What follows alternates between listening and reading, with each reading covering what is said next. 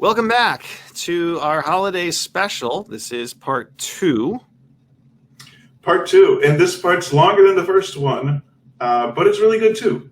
It's really good too. Really worth it. Hopefully answer some questions that you got about Christmas and Christmas traditions and where they all come from. So here we go.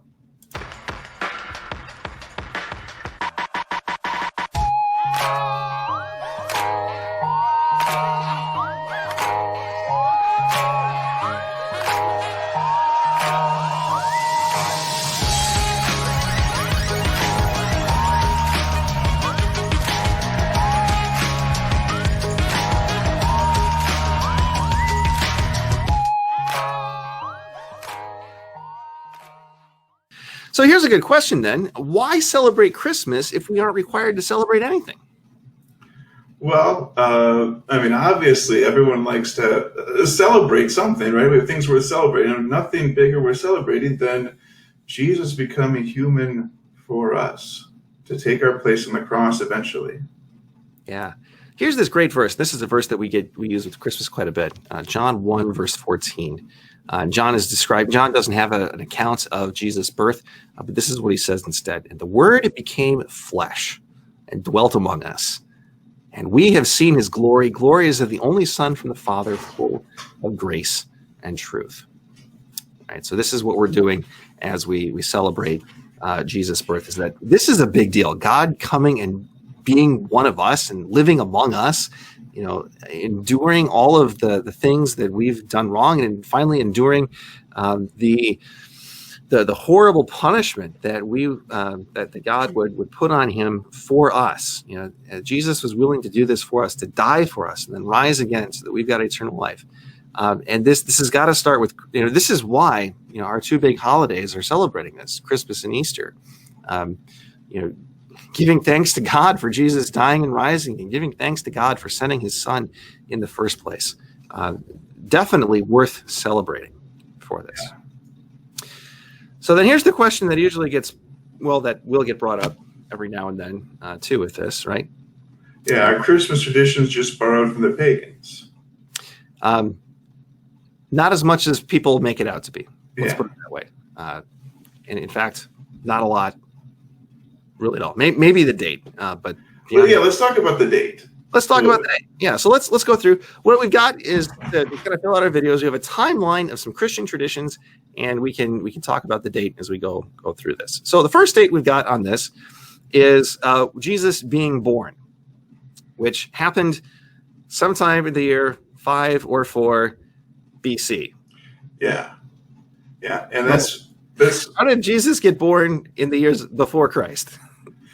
Well, it's our old pal Dionysus, and I forgot his last name, but he is the monk who came up with the BC AD system. And, when he came up with it, he didn't have as good a history as we do today, basically.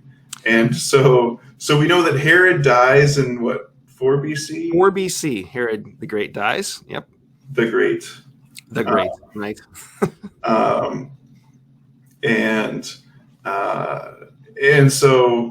So if we know that he's there, but the dating system's already there, it's already in use, so they're not going to just change it. Change every date for human history that they're working with.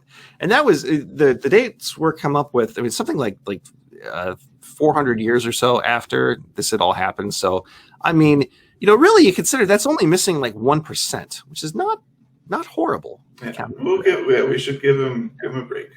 Yeah. Okay, so that's the first thing that happens. And of course, a couple of the key Christmas traditions you already find the roots of there.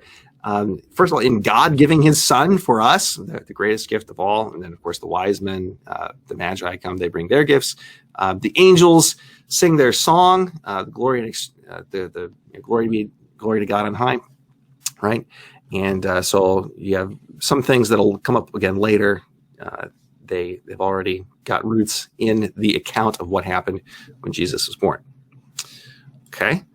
30 AD or so, we could do a whole nother episode probably on the date for Easter and things like that. And we're not 100% sure what year that was. But that's when Jesus dies and rises. And then it's interesting that the first date of things that kind of gets established in the first festival, the first holiday in the church year that gets established is not Christmas, but Easter. Well, that's the big one. It's the big one. It's our biggest one, right? I mean, obviously, you can't have Easter without Christmas. But without Easter, Christmas, it's not we're celebrating, right? So this was the first holiday that Christians celebrated, and we know this because they were fighting about when to celebrate it early on. The year 154 and 155, there was a dispute about this, and the dispute was actually it was pretty simple. It was like, do we celebrate Easter on Passover or the Sunday after Passover? And eventually, it was the Sunday after Passover that won out, which is pretty close to when we celebrate Easter. Yeah, it's still today. Yeah. So that's worth noticing that Christians were already celebrating holidays before we thought of celebrating Christmas. Easter is kind of the first thing that gets celebrated. Okay. Of course, Christians are not the only people who are celebrating holidays at this time. Romans have a lot of holidays, and in the year 274, the Emperor Aurelian, I think it is, begins this celebration of Sole Invictus, which is the birth of the unconquered sun, and that was, I think, December 24th or 25th or something like that. Yeah, the unconquered sun, that was Constantine, we'll be talking about in a second. That was the pagan deity that, especially when he was younger, that he gravitated to the most. And the Jewish people had a lunar calendar based on the moon.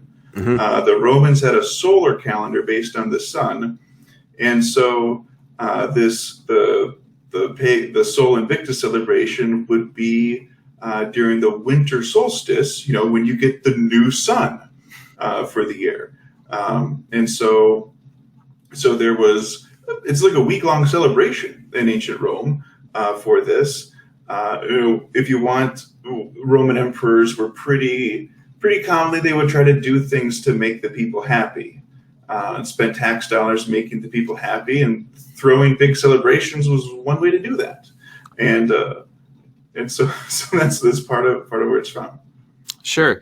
And it's probably worth noting that just about every culture who's got, living in some kind of northern hemisphere spot where it's getting dark and really, really dark in the middle of the year, you have some kind of festival around this when the sun starts coming back, right? Because that's just, you do. Now, one of the first Christmas hymns, or what can get labeled as a Christmas hymn, besides the song the angels sing, what we now call the Gloria in Excelsis, is written sometime in here. We're not exactly sure on the date of it. It's a hymn called O Gladsome Light, O Grace, probably the oldest Christmas hymn written there. Today, you'll find it in actually the evening section of the Lutheran service book. But in the Lutheran hymnal, it was in the Christmas section. So it's a hymn that can kind of go both ways and kind of talks about both of those things. But one of the things that we will track is some of the more popular Christmas hymns when they start coming in. And two, in the beginning of the 4th century, there was a massive persecution of the church under the Emperor Diocletian. And I think this is worth mentioning because this is kind of, you can see kind of the same time. This is also the same time when people are starting to kind of think about and try and put a date on when was Jesus born. And the reasoning that some of the people kind of came up with the idea in the 4th century for when Jesus was born is they kind of had this strange notion. It's strange to us. It wasn't strange to them that especially great and famous people were died on the same day of the calendar that they were conceived on. And so somebody figured that Jesus died on March 25th, which I mean is probably a little bit early, but so that got celebrated as the Feast of the Annunciation. And so what do you get when you move 9 months from March 25th? December 25th. December 25th, right? And other people calculated that to be, well, maybe it was April 6th. And if you do that, then you get to January 6th. And so actually already pretty early on, like at the 4th century, you have two different dates for Christmas that start, one on December 25th, one on January 6th. And so I think it's kind of handy to say that, okay, so, people talk about December 25th was stolen from the pagans. Well, not all Christians celebrate Christmas on December 25th. The eastern part of the church still uses January 6th as their Christmas celebration. And I think in some places you'll see it called Old Christmas. I think in some British calendars you have that. Mm-hmm. Yeah. And this Diocletian guy, he was a real jerk. You see a really heavy persecution of Christians. But with that, people saw how Christians were willing to die for what they believe and said, wow, they care about their God that much. It's that strong. It makes that big of an impact in their life. I'll have what they're having. Yeah. And so what we've seen throughout the history of the church is that as the church is persecuted, it actually winds up helping sometimes, either to purify or to bring more people in by the example of people who are willing to give their life for their faith. And that's certainly what happened at the beginning of the 4th century under the Emperor Diocletian and others that had been before that then too. All that changed very quickly, though. Yeah, the Edict of Milan, which has religious freedom guaranteed in the Roman Empire. This is the thing Constantine does with Licinius. I think is the other guy. Is the Roman Empire was split into two separate guys called the Augustus at that point, and they ruled half of the empire at a time, basically. But Constantine ends up taking over from Licinius, and that's a whole nother story for another day. But and Constantine then becomes the first Christian emperor. He gets baptized before his death, but they had some strange ideas about baptism back then. And with Constantine, you see kind of a gradual. He definitely is pagan growing up, and then by his death, he is a Christian, and you see a transformation take place. And he could be a ruthless guy. He definitely did some things that wouldn't always appear very Christian. But he's also a very pragmatic leader. And as he's trying to, kind of usher the rest of the empire to being Christian, he already has this big Sole Invictus celebration that he probably liked. He appears in coins to be like Sole Invictus in some places, I think.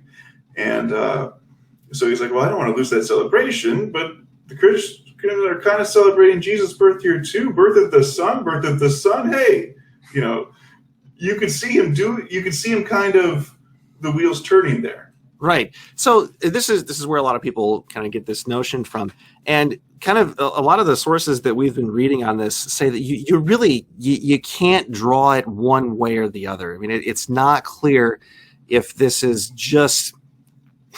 It's not. It doesn't seem like it's just a straight borrowing of pagan tradition, and it seems like there's also this influence of the Christians had this date in mind too. So it's not as clear cut as we'd like to see it, probably, and the boring truth is probably somewhere in the middle. That's what my history professors used to say. I don't think we need to worry though about it being at least a little bit that there was this celebration too. There was good reason even without that to use December 25th as the celebration for Jesus' birth. I mean, obviously we have no idea when it actually happened. Yeah, just because they had that belief at one time of being conceived and dying on the same day, there's no historical precedent for that for Jesus. Yeah, no. So that kind of answers that. One of the other things that Constantine did as emperor was call a council in the city of Nicaea in the year 325, where Santa Claus was there? Yeah, St. Nickolas, who was from modern-day Turkey. He was a bishop there. He left So the story goes, there was a family that was about to sell some of their children into slavery, and he leaves gold in their socks. The night before, the slavers are going to come to get their kids, and they're able to pay the ransom basically for their kids, so they don't have to go into slavery. So that's where you get, gold and stockings, and so you have kind of those. So St. Nicholas Day, which is the thing that we celebrated growing up, it is on December 6th. December 6th, yes. So, saints are celebrated on the day when they died. So imagine if St. Nicholas had died in July or something like that. Yeah, that would be. There would have been no association with St. Nicholas and Christmas at all. We would have no Santa Claus. But he just happened to die in the same month as Christmas, and so that gets kind of associated. But he is somebody that we do know was known for being generous. I guess the story is that his parents had been quite wealthy, and then he used that wealth when he inherited it to help people. Yeah, there's a series online that the Catholic Church puts out called Saints for Kids or something like that, and they have 2 episodes on Saint Nicholas. It's pretty entertaining to watch. And so the big point, though, we'll link that. The big point, though, is yes, he smacks a guy named Arius. Who is Arius and why did he deserve it, I guess is the question. Well, Arius was a heretic, and he said that Jesus was not co-equal with the Father, basically. That God had created Jesus separately, right? Yeah. That Jesus was not the eternal Son of God. And so in the heat of debate, St. Nicholas was so upset that he came and he punched or smacked or struck at least Arius, and he gets. So the story goes, he gets put in prison, but then they strip him of his bishop garments, but then Mary brings them back. It's a whole story. A whole story, yeah. So, but it's fascinating, right? So it's kind of cool then, because this is the council that they believed that Jesus was God before this, obviously, and so one of the things that kind of challenges to Christian teaching does is that it kind of helps the church really define and put into better words sometimes what we believe. That's what happened at the Council of Nicaea. And so what we get out of that is the Nicene Creed. So I know when I tell kids in confirmation that Santa Claus helped write the Nicene Creed that they're saying every other Sunday in church, kind of blows minds. Yeah. It's kind of fun. Yeah. And St. Nicholas, also the patron saint of sailors and pawnbrokers. Yeah. Busy guy. Busy guy for sure. Okay. Also, the 4th century, a few other things that were happening there. The hymn that we use in church, were part of our liturgy, the Gloria in Excelsis, which is it basically takes the song that the angels sang Christmas night, was definitely being used by the 4th century, may even be older than that. Really, this is recognized, since the angels sang it Christmas night, as the oldest Christmas hymn and the oldest Christmas carol that comes from heaven itself. And the angel choirs sing it for the shepherds, and then we've been singing it really ever since. But definitely by the 4th century, it's already well established and already connected with Christmas, especially in the western part of the church. And of course, the melody has changed over the years. Melody has changed a lot over the years. Yeah, we've got lots of different. I mean, in the Lutheran, in LSB, I think we have 4 different melodies at least for it. So, but the words the same. The point here that there's peace on earth and glory to God in the highest. One guy who kind of becomes important is a guy named Ambrose. Towards the end of the 4th century, writes a hymn that maybe you've heard before, Savior of the Nations Come, another pretty old Christmas hymn that gets written.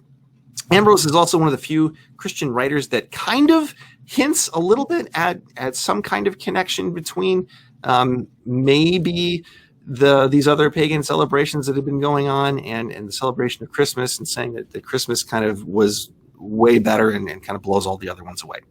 Yeah.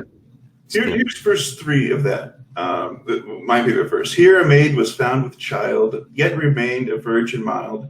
In her womb this truth was shown, God was there upon his throne.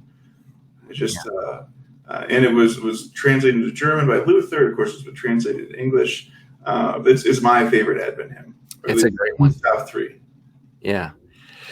All right, so history continues from there, and this is worth pointing out. And so takes us now to the 8th century, when Christianity is coming into places like Germany. And Germany is especially where Christmas trees kind of develop and get used eventually and spread from the rest of the world from Germany to the rest of the world.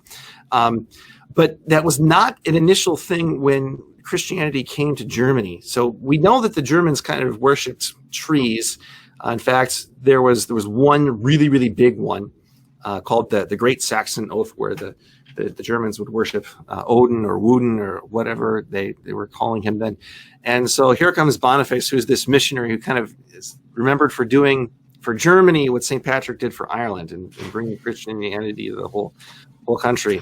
And Boniface comes up to this tree and he takes an axe and he chops it down. And people are like, oh, Odin's going to get you for this. Yeah. And then he didn't. And so they take the wood, the story goes, and they build a church. And you're like, well, I guess he didn't instruct down for that. So yeah. People started kind of becoming Christian after that. But what I wanted to notice is that they're not just taking a tree that the Germans worship and just making it into a Christmas tree.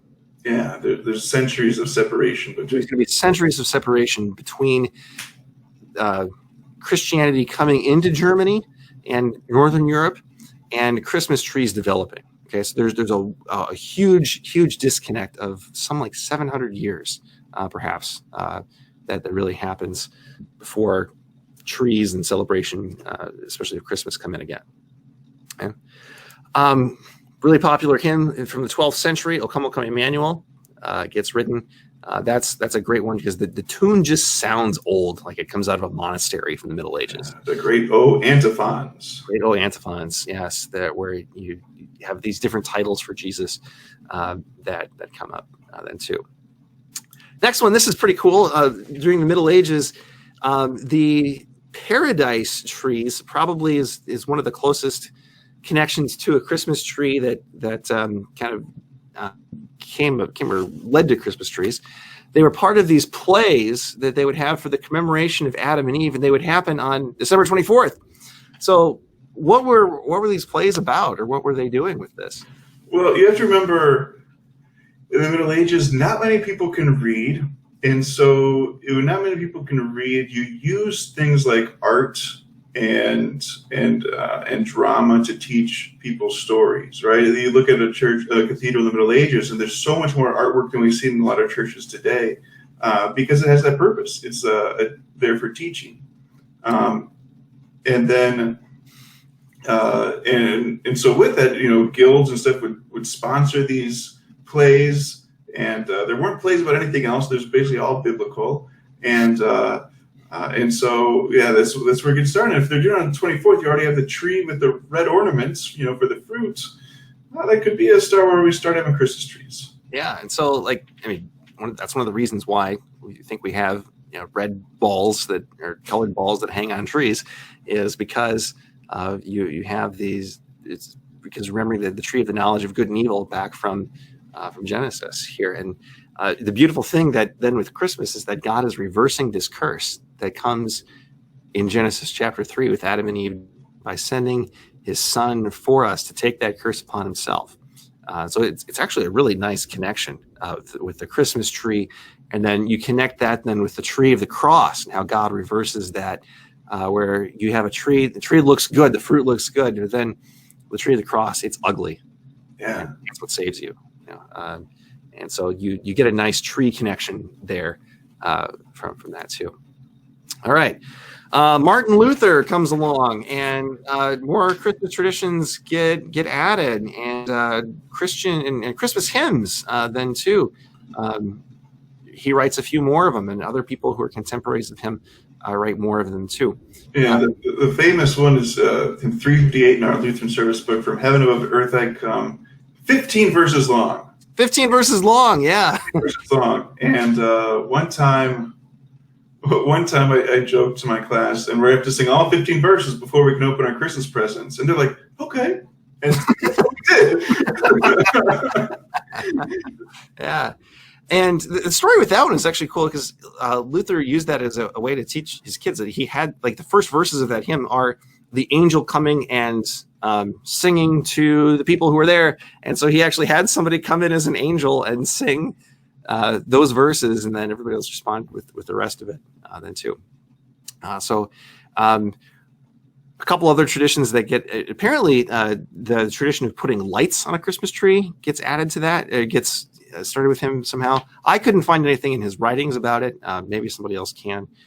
But Martin Luther and some Christmas traditions, especially kind of making Christmas trees a little bit bigger thing, that there's some connection there, or at least the tradition kind of gets going a little bit. In fact, one thing I read said that in some places Christmas trees didn't spread to certain areas because it was considered to be not pagan, but Lutheran. Well, we also ruined public executions in the Middle Ages too. So yeah, you may want to explain that. Okay. So when everyone was Catholic in the Middle Ages, and you have someone being put to death for something, there was almost this communal confession and absolution. So they could feel good about this person they're executing in front of everyone is going to go to heaven, and the priest would be there, everyone would be crying, it'd be this, even the person about to be executed would be leading the songs kind of, and they're very sorry for what they've done, but then when Lutherans begin to be persecuted and they're being put to death, they're like, yes, all right, I'm being put to death, this is totally worth it because I'm not backing off what I believe. And so that kind of threw a wrench in their whole system. Yeah, they weren't sorry for what they had done, which wasn't wrong at all. Confessing Jesus. Yeah. Now the Christmas tree tradition. Speaking of burning things publicly, in 1584, the pastor one of the pastors in Estonia records the tradition was to take the Christmas tree, and part of the celebration for the Christmas tree was taking the Christmas tree out into the middle of the city and lighting it on fire. So, I mean, that's what we should have done growing up. Sometimes our tree was left up way too long. Way too long. If we did this, it would not have been left up too long. Right. Valentine's Day, man, tree still up. Yeah. No, this was the tradition. So, I mean, I don't think people are worshiping this thing, right? Yeah. That's kind of the point that's made by that. In the next century, some interesting things happen with Christmas, especially in England. The radical, kind of a little bit more radical side of the Reformation is the one that comes to power, and Christmas gets banned for 11 years. You can't do anything but go to church on Christmas. Yeah, the Puritans get a bad reputation, and man, you can sure see why. Yeah, it even happens in the American colonies where there are laws against doing anything but going, like, it was against the law to put up Christmas decorations in like Massachusetts. So this was, the Puritans really were against anything that looked anything like the Catholic Church, right? Meanwhile, in Germany, you have this guy, Paul Gerhardt, who is just cranking out Christmas hymns like nothing else. Hits like, All My Heart Again Rejoices, O Jesus Christ, Thy Manger Is, and Come Your Hearts and Voices Raising. This kind of kicks off just an awesome string of some Christmas hymns that get written then and then in the decades following that too. Paul Gerhardt's not the only one writing then, but Germany at this point is finished with the 30 Years' War, and so music is kind of starting up again, and people are building better organs, and so let's do some singing. Yeah, it's kind of the attitude. And eventually, it makes its way to England too. Some popular hymns that we've got for Christmas. 1719, you've got Isaac Watts with "Joy to the World," which isn't a Christmas hymn. It's not a Christmas hymn. It is an end of the world hymn.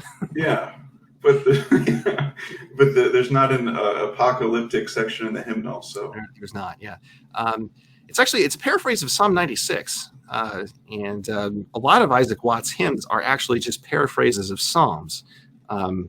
Before his time in England, most of what they had been singing in the Church of England was just psalms, and he got kind of bored with that and complained to his dad, who was the pastor, and his dad said, well, why don't you give us something better? The same anecdote my dad gave me when I said I don't like hymns. Yeah. And he did. Have you, Paul? No, but I have a much greater appreciation for hymns than I did those young days. And no, I enjoy the lyrical depth that we have in our hymns. Very, very much so. Yes. Let's see. 1739, Charles Wesley, brother of reformer John Wesley from the Methodist Church, writes "Hark the Herald Angels Sing." And then kind of cool, we just had the 200th anniversary of this hymn a couple of years ago, Silent Night, for the first time, 1818. And the organ didn't work or something, right? Yeah, that's the way the story goes. The organ didn't work, and so they wrote it for the guitar instead. So it was done that way. And that's it's either southern Germany or Austria, kind of on the border there, where that one comes in. Let's see.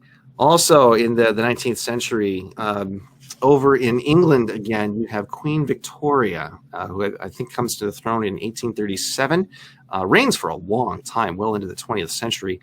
And her husband, Prince Albert, is a prince from Germany. And Victoria herself has pretty strong German connections and ancestry. And they are the ones who start to make Christmas trees popular in the English-speaking world. I mean, it just catches on like wildfire in England and in the United States. And then Christmas cards also at this time become popular too. If you think about it, as you have better communication, you have the railroads and the steamships opening up. Mail is a lot more efficient, so you can send somebody a seasonal card, and not have to send it 2 months in advance or something like that. And so that kind of becomes pretty popular around that time. Around that, same time too, 1843, A Christmas Carol by Charles Dickens. That novel is published. Which means we should give Scrooge a little bit of a break because Christmas just started being celebrated that way in England. It's a new thing, and you have an old guy who doesn't like a new thing. I mean, we've seen that before. You've seen this story before, right? And so give him a break for not liking Christmas, because he didn't get Christmas when he was a kid, probably. Right. Tiny Tim does have reference to Jesus and his miracles in A Christmas Carol, where he talks about that it's important for him to be on church on Christmas Day so that people would see that the one who made the lame to walk would still care for people like him, is what he says. However, so Dickens obviously is writing this within a Christian worldview. The attitudes and the things that he's trying to get people to do in this book are definitely very Christian things of thinking of other people and considering and where you've been a Scrooge, really. But it does wind up being kind of the first secular Christmas spirit. Christmas spirit. Where now you have some kind of interpretation of Christmas that's not tied to the story of Jesus' birth and the account of what happened then too. So that's probably worth noting. That's why we have it on the timeline. Let's see. Here's back in the United States in 1851. It was Zion Lutheran Church in Cleveland, Ohio, one of our LCMS congregations, became the first church in the United States to use a Christmas tree. And you gotta wonder if that happened at the voters' meeting. If the altar guild just decided, we're doing this. Oh, the pastor just decided. The pastors just it was scandalous. It was scandalous until the next year when everyone did it. Yeah. That's descriptive of what happened, not always prescriptive of what congregation should do. It doesn't often go that well. Yeah. So that is interesting. So people weren't putting Christmas trees in churches at that point. That's something that's in a few weeks you're not going to be able to find at church. Probably, I'm sure you'll find some, but most churches are going to have at least one Christmas tree somewhere in their building, right? And that is because it really can be a good teaching tool, especially when you look at the ornaments and the things that are on it. it's an evergreen tree. It's always green. It's a symbol of God's eternal life then too, which is kind of cool. All right, we've got just a couple more things here from the 20th century. The 1920s, Coca Cola begins using Santa Claus in its advertising. Yeah, so that's why Santa's red and white, because Coca Cola is. Because Coca Cola is red and white. So they are the ones then who really apparently the model for this was a salesman with an ad agency that was doing knew the guy from the ad agency who was doing this and modeled it after him. And then when he died, the guy from the ad agency used himself as a model for Santa Claus. So, it's kind of based on a specific person from the 1920s and 30s. I got that from the Coca Cola company. That was an interesting article on that. That's interesting. Yeah. 1965, Charlie Brown Christmas airs for the first time, and that's a good show. Good one. In 1966, the first time we see the phrase Black Friday in print, but in the 50s, people started calling in sick the day after Thanksgiving to go shopping for Christmas gifts. Yeah. And of course, that refers to companies trying to get in the black. In college, I worked in Target, and our fiscal year ended at the end of January. So that way we had, it was those Christmas sales that we were hoping. I remember meetings like, oh, our store is so close. And yeah. All right. So there we have. There's a brief history of some Christmas traditions and things that have gone along with that. And very generous with the word brief there. Brief, yeah, that's true. Let's see. Well, it is the special, so. Well, so what do we see about this for Christmas, or what can we learn from kind of going through the history of this? Well, I think what we saw both, all the way when we talked about Passover first, through what Luther was doing, to us today with the children's programs, this is a teaching moment to teach our kids, hey, this is what it's about. This is why we're celebrating. This is what God has done for us. And if we're not using it for that, then we're using it for ourselves. And that's putting ourselves before God, and that's not where we want to be. Right. Because we have good news. Good news. And you remember from the Christmas account in Luke chapter 2, what happens when the shepherds go and see Jesus? They can't help but go and tell everybody in town what's happened, right? Here's the good news. Unto you this day is born a Savior, Christ the Lord. And here's where you find him. Well, today you don't find him in a manger. Today you find him in his word. You find him in the sacraments. And you know that you can find him there, and he'll be there for you. And here's verse 14 of From Heaven Above to Earth I Come. This is the shepherds talking. My heart for very joy must leap. My lips no more can silence keep. I too must sing with joyful tongue that sweetest ancient cradle song. Yeah. This is God's good news for us. We get to celebrate. It's definitely worth celebrating. And so whatever traditions you choose to use and choose to do, let's make them point towards Jesus and make them confess what he's done for us. Paul, thanks for being here again this week. We'll see you later. See you later.